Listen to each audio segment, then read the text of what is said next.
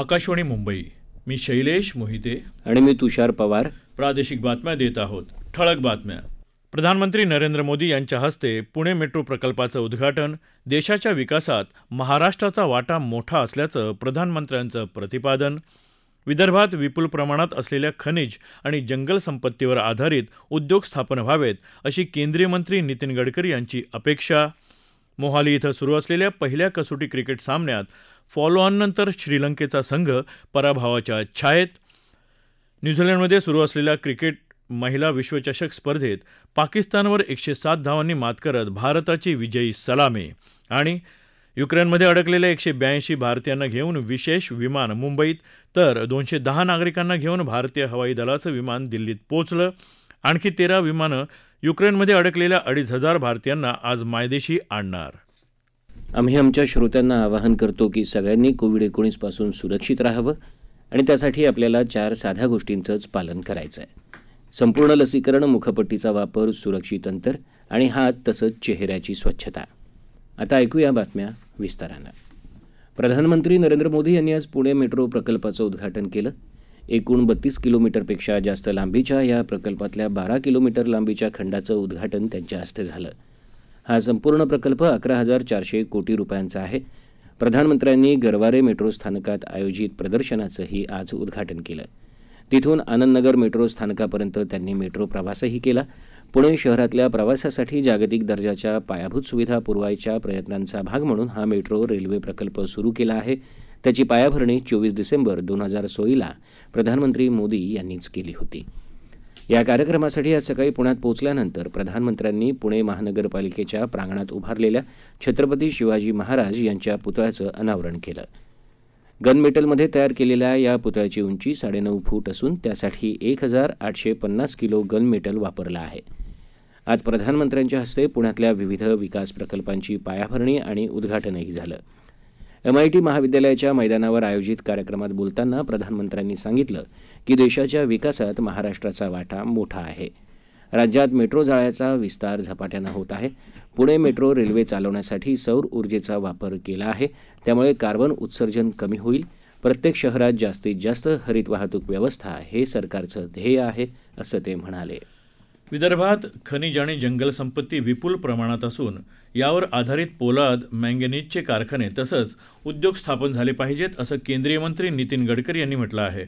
सूक्ष्म, लघु आणि मध्यम उद्योग विकास संस्था नागपूर आणि केंद्रीय मंत्री नितीन गडकरी यांच्या पुढाकारातून 12 ते 14 मार्चपर्यंत खासदार औद्योगिक महोत्सवाचं आयोजन हिंगणा MIDC इथल्या महाराष्ट्र इंडस्ट्रीज असोसिएशनच्या सभागृहात केलं जात आहे. त्याबाबत आज नागपुरात प्रसारमाध्यमांना माहिती देताना गडकरी बोलत होते. विदर्भातल्या कच्च्या मालावर मूल्यवर्धन करून विदर्भातली उद्यमशीलता आणि रोजगार निर्मितीच्या क्षमता वृद्धीमध्ये समन्वय साधणं आवश्यक आहे, असं ते म्हणाले. या 3 दिवसीय महोत्सवात विविध उद्योग, सार्वजनिक क्षेत्र उपक्रम यांचे दालन, उद्योग संधी विषयावर आधारित परिसंवाद असणार आहेत. उस्मानाबाद तालुक्यात समुद्रवाणी इथल्या प्राथमिक आरोग्य केंद्राचं लोकार्पण आज राष्ट्रवादी काँग्रेस पक्षाचे अध्यक्ष खासदार शरद पवार यांनी दूरदृश्य प्रणालीमार्फत केलं. कोविड-19च्या संकट काळात जीवाची पर्वा न करता आरोग्य सुविधा पोहोचवणारे आरोग्य कर्मचारी आणि डॉक्टर यांना धन्यवाद देत आरोग्य यंत्रणेच्या कामाचं त्यांनी कौतुक केलं. आरोग्यमंत्री राजेश टोपे आणि राज्यमंत्री संजय बनसोडे तसंच इतर लोकप्रतिनिधी आणि वरिष्ठ प्रशासकीय अधिकारी यावेळी उपस्थित होते. जिल्हा आणि तालुका पातळीवर अद्ययावत आरोग्य सुविधा पोचवायचा प्रयत्न सरकार करत आहे. प्राथमिक आरोग्य केंद्राचं रूपांतर आरोग्यवर्धनीत केल्यानं खऱ्या अर्थानं आरोग्यसेवा गावागावांपर्यंत पोहोचवल्या जात आहेत, असं आरोग्यमंत्री राजेश टोपे यावेळी म्हणाले. आरोग्य विभागातल्या 50% रिक्त जागा लवकरात लवकर भरल्या जातील, असंही त्यांनी यावेळी सांगितलं. केंद्र सरकारच्या राष्ट्रीय ग्रामीण आजीविका अभियानाअंतर्गत दीनदयाळ अंत्योदय समाजोपयोगी कामांसाठी देशातल्या प्रभाग संघांना दिला जाणारा आत्मनिर्भर संघटन पुरस्कार उस्मानाबाद जिल्ह्यातल्या नवप्रभा महिला प्रभाग संघाला जाहीर झाला आहे. 8 मार्च रोजी जागतिक महिला दिनानिमित्त दिल्ली इथल्या विज्ञान भवनात होणाऱ्या समारंभामध्ये मान्यवरांच्या हस्ते हा पुरस्कार दिला जाणार आहे.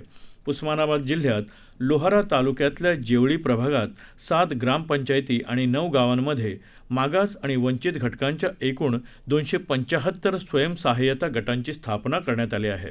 त्यापैकी 11 गट हे ज्येष्ठ व्यक्तींचे असून 7 गट दिव्यांग व्यक्तींचे आहेत.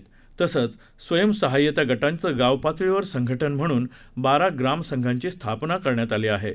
या पुरस्कारासाठी ग्रामविकास मंत्री हसन मुश्रीफ यांनी अभिनंदन केलं आहे. देशभरात काल 5,476 नव्या कोरोनाबाधितांची नोंद झाली तर 9,754 रुग्ण कोरोनामुक्त झाले. रुग्ण बरे होण्याचा दर 98.66% झाला आहे. सध्या देशभरात 59,000पेक्षा जास्त रुग्ण उपचाराधीन आहेत. राज्यात कोविड-19 रुग्ण बरे होण्याचं प्रमाण 98.7% झालं आहे. राज्यात काल 535 नव्या रुग्णांची नोंद झाली. 963 रुग्णांनी कोरोनावर मात केली तर 10 रुग्णांचा मृत्यू झाला. राज्यात आतापर्यंत एकूण 78,68,451 जणांना कोरोनाची लागण झाली. त्यापैकी आतापर्यंत 77,16,674 रुग्ण बरे झाले तर 1,43,737 रुग्ण दगावले. राज्यातला मृत्यूदर 1.82% आहे. सध्या राज्यात 4,038 रुग्णांवर उपचार सुरू आहेत. राज्यात काल ओमायक्रॉनचा संसर्ग झालेल्या 454 रुग्णांची नोंद झाली. हे सर्व रुग्ण नागपुरात आढळले.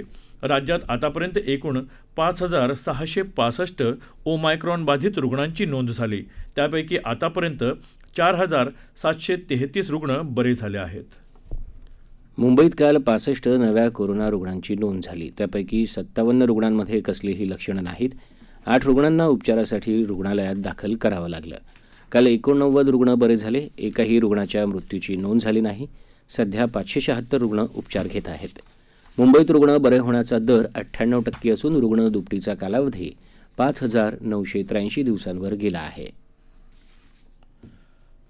या प्रादेशिक बातम्या आकाशवाणीच्या मुंबई केंद्रावरून देत आहोत.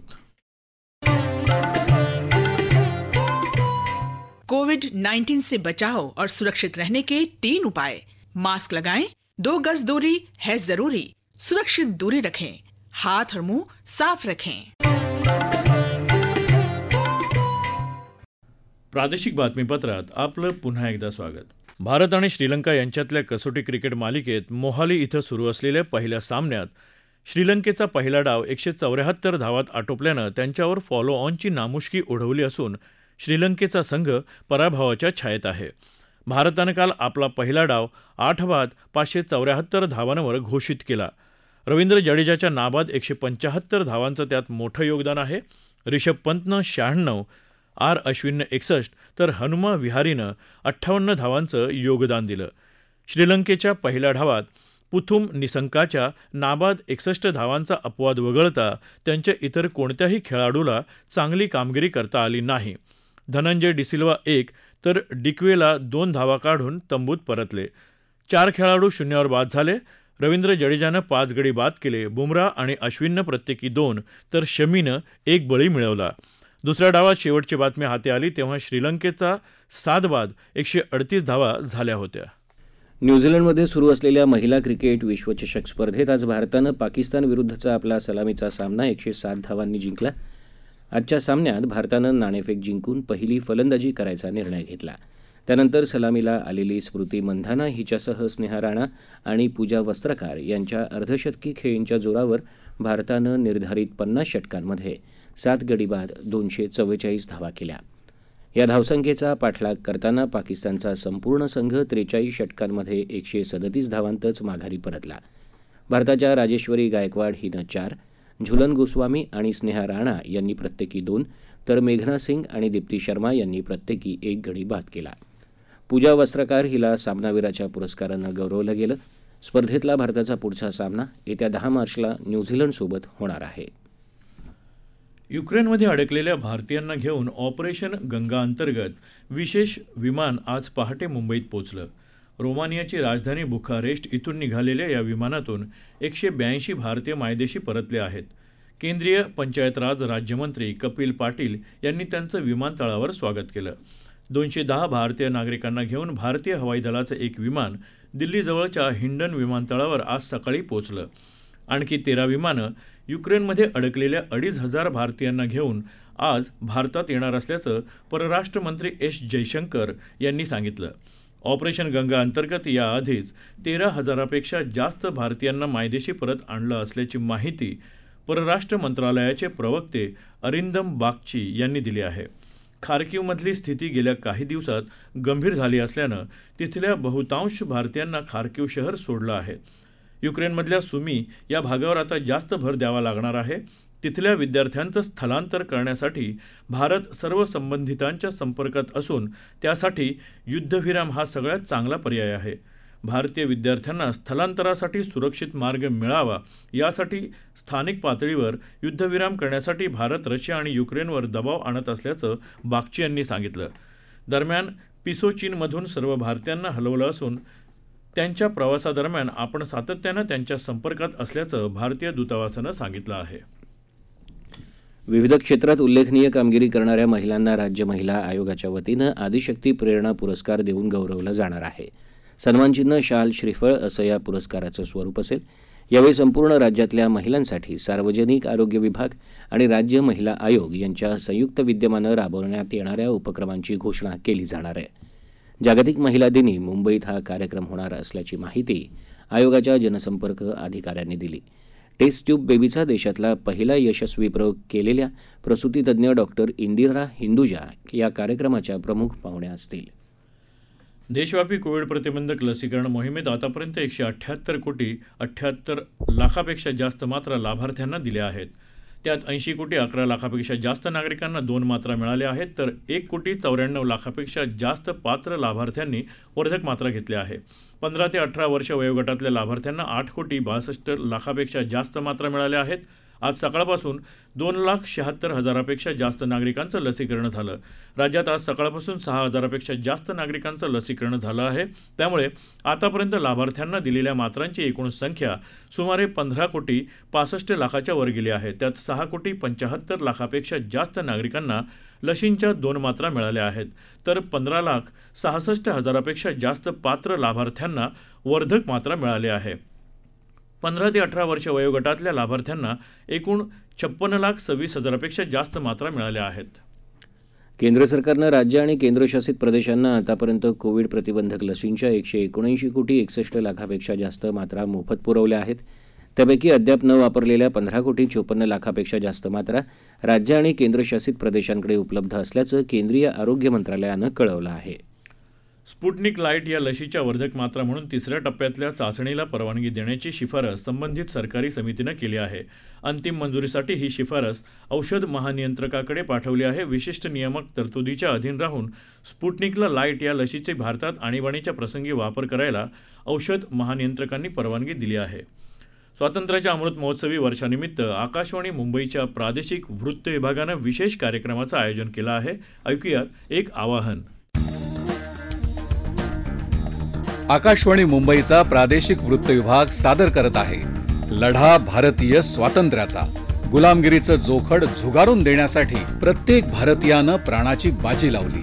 विविध जिल्ह्यातल्या त्या लढ्याची गाथा उलगडून दाखवणारा कार्यक्रम दर सोमवारी संध्याकाळी 7:15 वाजता अस्मिता वाहिनीवर.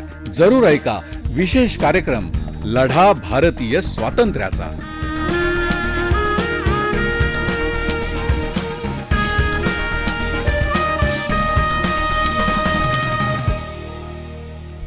ठळक बातम्या पुन्हा एकदा. प्रधानमंत्री नरेंद्र मोदी यांच्या हस्ते पुणे मेट्रो प्रकल्पाचं उद्घाटन. देशाच्या विकासात महाराष्ट्राचा वाटा मोठा असल्याचं प्रधानमंत्र्यांचं प्रतिपादन. विदर्भात विपुल प्रमाणात असलेल्या खनिज आणि जंगल संपत्तीवर आधारित उद्योग स्थापन व्हावेत अशी केंद्रीय मंत्री नितीन गडकरी यांची अपेक्षा. मोहाली इथं सुरू असलेल्या पहिल्या कसोटी क्रिकेट सामन्यात फॉलोऑन नंतर श्रीलंकेचा संघ पराभवाच्या छायेत. न्यूझीलंडमध्ये सुरू असलेल्या महिला क्रिकेट विश्वचषक स्पर्धेत पाकिस्तानवर 107 धावांनी मात करत भारताची विजयी सलामी. आणि युक्रेनमध्ये अडकलेल्या 182 भारतीयांना घेऊन विशेष विमान मुंबईत, तर 210 नागरिकांना घेऊन भारतीय हवाई दलाचं विमान दिल्लीत पोहोचलं. आणखी 13 विमानं युक्रेनमध्ये अडकलेल्या 2,500 भारतीयांना आज मायदेशी आणणार. याबरोबरच आकाशवाणी मुंबई केंद्रावरचं हे प्रादेशिक बातमीपत्र संपलं. नमस्कार.